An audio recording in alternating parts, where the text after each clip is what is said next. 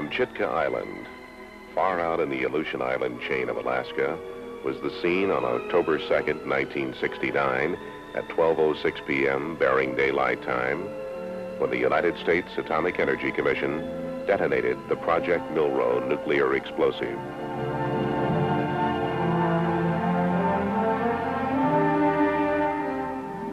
The nuclear explosive device, buried 4,000 feet beneath the surface of the island, had a yield of about 1 megaton, or approximately the same as some of the largest underground nuclear tests in Nevada. Milrow was a calibration test. Its effects were measured to determine if larger nuclear devices could be detonated safely at this remote island. Results showed that it is safe to conduct larger tests, and one is tentatively scheduled for the fall of 1971. This test is called Cannikin.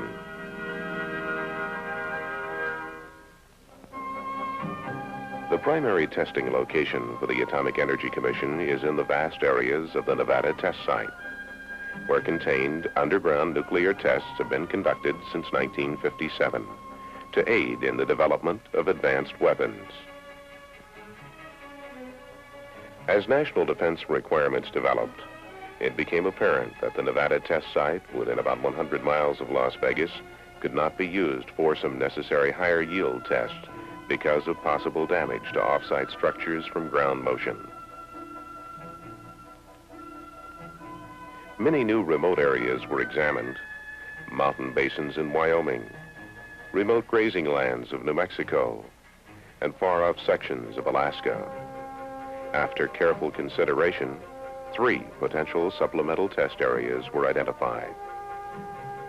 They are the Hut Creek Valley in central Nevada, about 90 miles north of the present test site; the north slope of the Brooks Range in Alaska, well beyond the Arctic Circle; and Amchitka Island, far from the Alaskan mainland in the Aleutian chain. Amchitka was selected as having a potential for development as a location for higher yield tests. Nearly 1,400 miles from Anchorage and 2,600 miles from Seattle, it is isolated from any populated areas. The closest persons live about 200 miles away at military bases on the islands of Adak and Shemya. Amchitka is located at about the same latitude as London, England, and farther west than the Hawaiian Islands.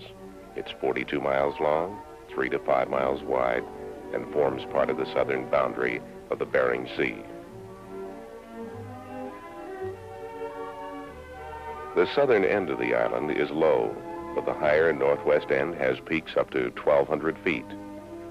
The central section is mostly rolling tundra and flat tableland. Amchitka has not had full-time inhabitants for 100 years or more, but twice before has been used by agencies of the federal government for defense purposes, a role that was recognized in 1913 when the island was made part of the Aleutian Islands National Wildlife Refuge. The executive order said in part, "The establishment of this reservation shall not interfere with the use of the islands for lighthouse, military, or naval purposes." During World War II, extensive facilities were built here to house 10 to 15,000 men. Many reminders of their presence on the island are visible today.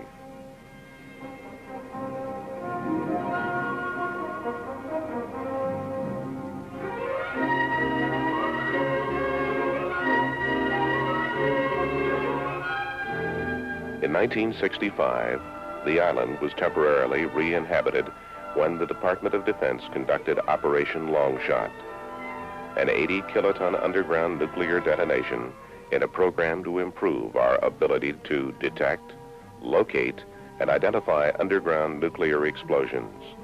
The AEC cooperated in that experiment. AEC activities on Amchitka began in 1967. and new facilities have been developed at Constantine Harbor for receiving supplies and equipment by seagoing barges. The relatively warm Japanese current keeps the island waters free from ice during the winter months.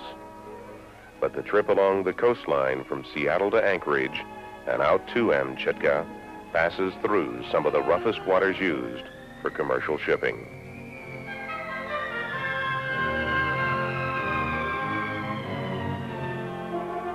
The Aleutian chain has some of the worst weather in the world. Storms and high winds pass through the area every day. Very seldom can clear weather be found over the entire island at one time.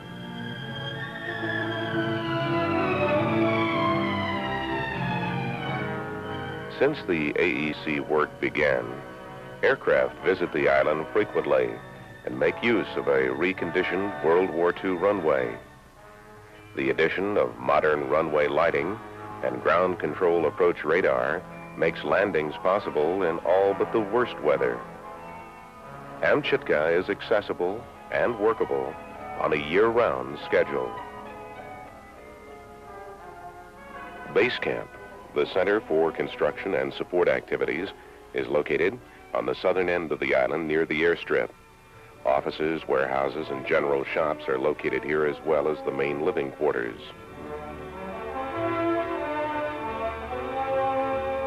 Extensive use is being made of existing structures on the island. 2 large aircraft hangars have been repaired for use as covered storage and maintenance shops.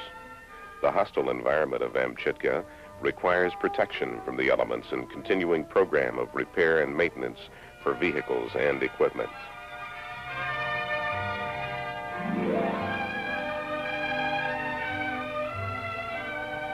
Facilities installed by the AEC are temporary. Many of the units are designed so they may be removed when the Amchitka program is completed. Living quarters for up to 750 men have been installed in the base camp area. Covered walkways protect occupants from the elements as they move between the dormitory-style trailers and the cafeteria and recreation area.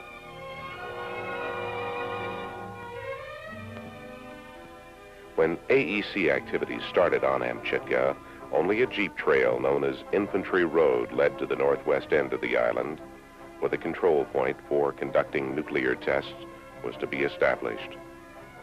Now an all-weather road has been completed along the same route. Constant maintenance work is required to keep it open. It is slippery in the summer, and during the winter months, snow often drifts 10 to 20 feet high. In all construction activities, the AEC has attempted to utilize areas used during the military occupation of the island to avoid fresh damage to the tundra whenever possible.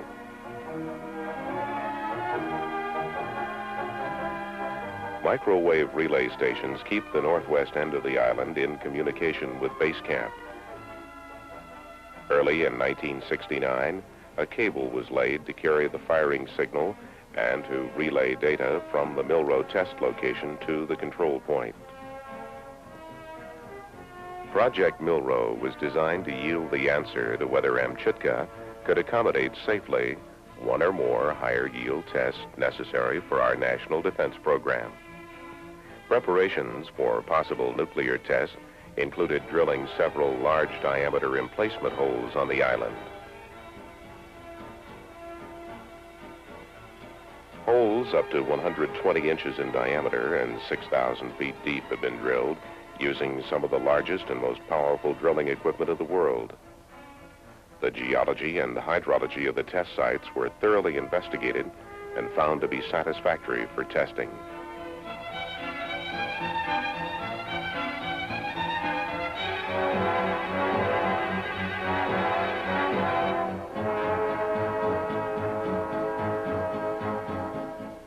Since Milrow was to be a calibration test, a nuclear explosive device of known yield was used.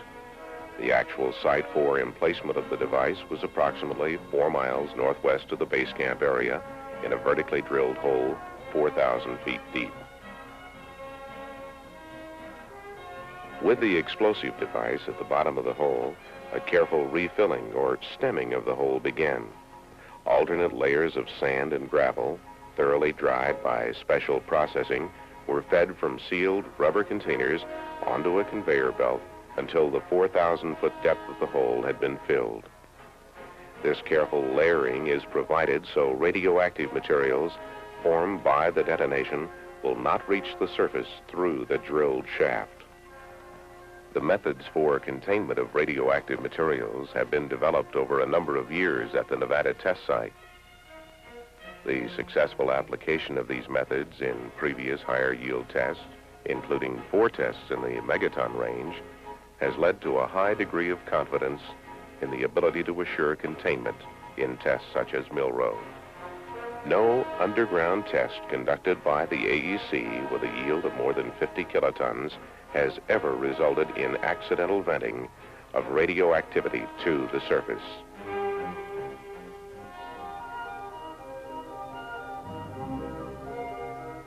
When Amchitka Island was chosen as the site for an underground nuclear calibration test to determine the suitability of the island for possible later tests of higher yield, an intensive program of studies began. Participating in the investigations were scientists and technical people from many federal agencies, universities, the state of Alaska, and private consulting firms. More than $5 million has been spent on safety studies and related safety effects evaluations. The studies were designed to evaluate possible effects of a nuclear detonation on the ecology of the island. Involved in the studies were tundra, wildfowl, and the fish and other life in the many lakes and streams on the island and the coastal waters surrounding it.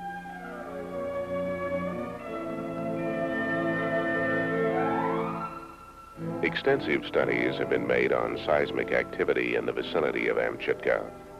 Although the island is located in an active seismic area, the best scientific evidence available to seismologists and other scientists indicate that the possibility of any connection between underground nuclear testing and unusual seismic activity beyond the immediate area appears to be quite small.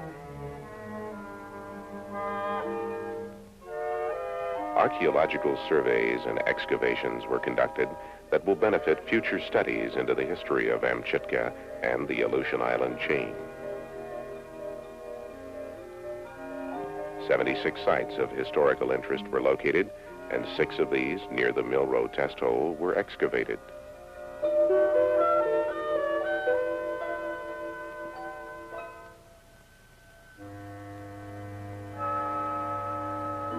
Battelle Memorial Institute at Columbus, Ohio, was delegated the major responsibility for conducting bioenvironmental studies. Part of the program included trapping of sea otter for scientific study and live transplant to other areas in cooperation with the state of Alaska and Department of the Interior.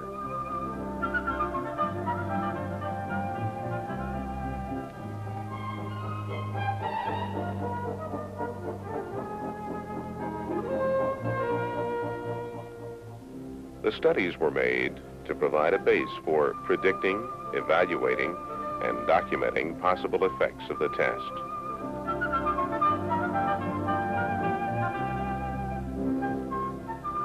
A further purpose of the studies was to determine appropriate measures to be taken in the highly unlikely event of an accidental escape of radioactivity following the test.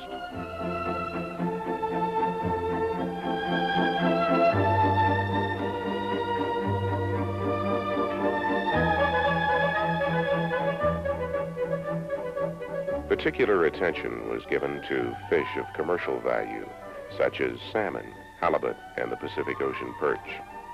All species of fish in the waters surrounding Amchitka were examined and documented before and after the Milrow test. Shrimp and crab in the area were studied, as well as the sea otter, bald eagle, peregrine falcon, emperor goose, and various duck species.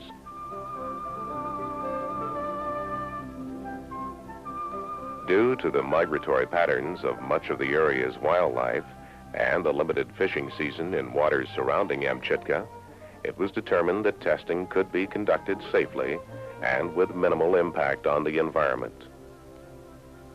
Bioenvironmental information resulting from these studies has been published and is available to the public. To respond to many questions from the public and international concern which had been expressed over the possible results of Project Milroe, the AEC established an information center in Anchorage, Alaska, to provide up-to-date information on the planning and execution of the test.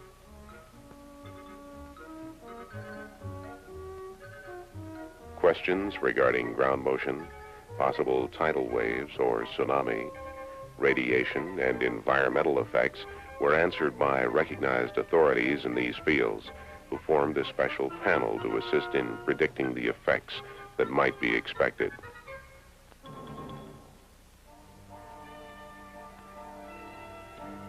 As with all nuclear tests, the final preparations for Milroe included evacuating from the island all persons not required for the test.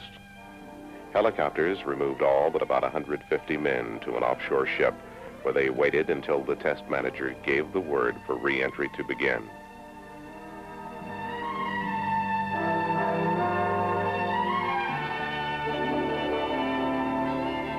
An unusually clear day favored the time selected for the test.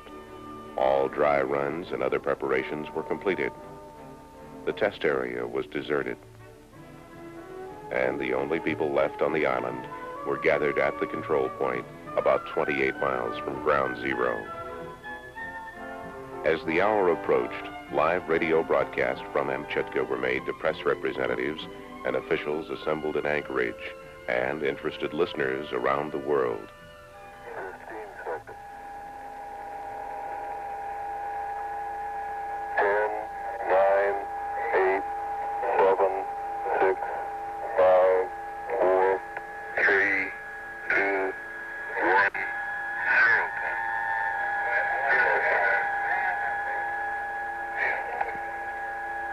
The television cameras shook.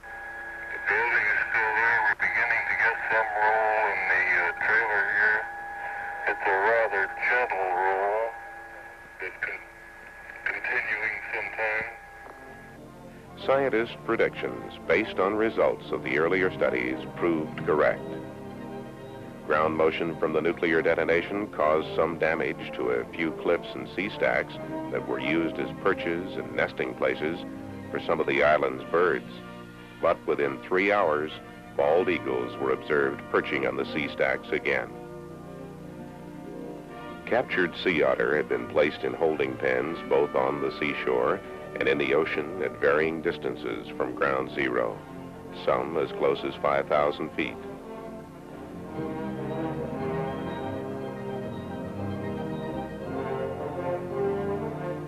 The otter appeared unharmed by the test, and as usual, they were ready to eat voraciously as soon as food was given them. No overpressure effects were reported on any of the sea otter, including one that died, apparently from handling stress.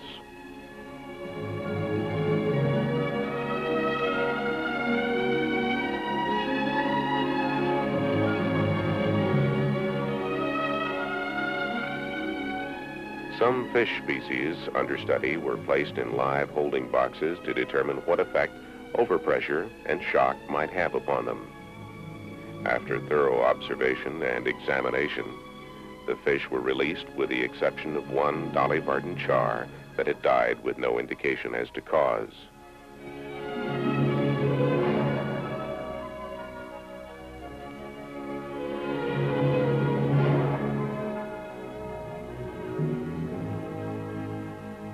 Some small stickleback fish were killed by overpressure in lakes near ground zero, though Dolly Varden in the lakes all survived.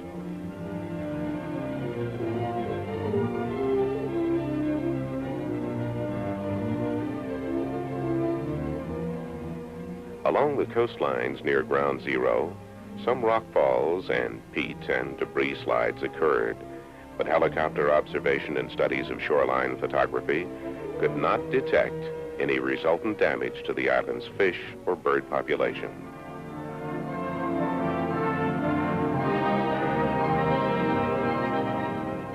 Scuba divers from the University of Washington and the U.S. Department of the Interior revisited underwater locations in areas near Ground Zero to photograph and observe previously placed markers on the ocean floor.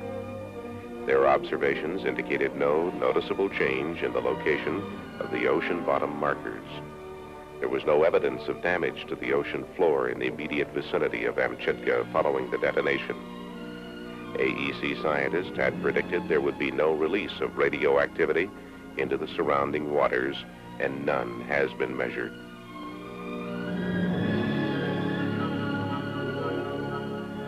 At Surface Ground Zero, the building that housed the instrumentation cable terminals and other diagnostic equipment was damaged. Earlier predictions were that it would most probably collapse. A utility trailer stationed nearby was almost demolished. Within 3 hours after the detonation, workmen and others returned to the main camp and resumed work. There was only minor damage to base camp facilities located just 4 miles from the test site. As publicly predicted, ground motion was felt as fairly strong by personnel at the control point, 28 miles from Ground Zero.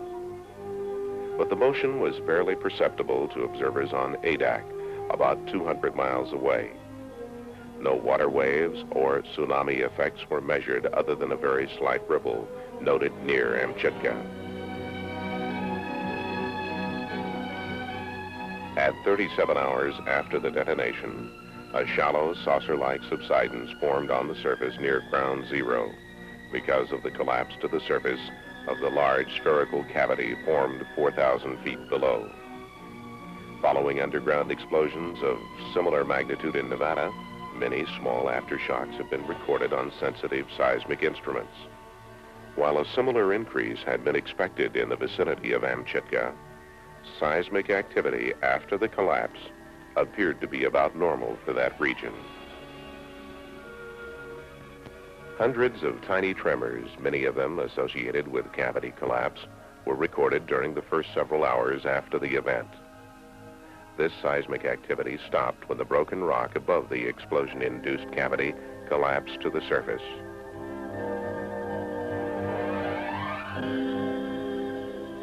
In all areas of concern, the Milrow nuclear calibration test on Amchitka had effects about as predicted and indicated that the island would be suitable and safe for future nuclear tests of higher yield.